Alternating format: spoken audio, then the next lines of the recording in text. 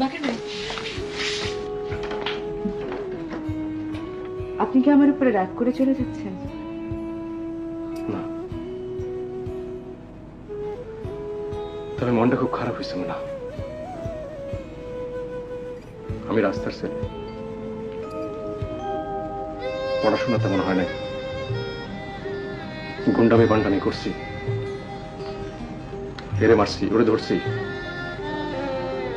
কিন্তু কিন্তু কিন্তু কি? না, তার কিছু না। বাকের ভাই,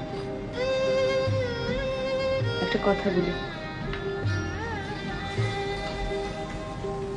এসব ছেড়ে দিতে পারেন না? অনেক তো করলেন।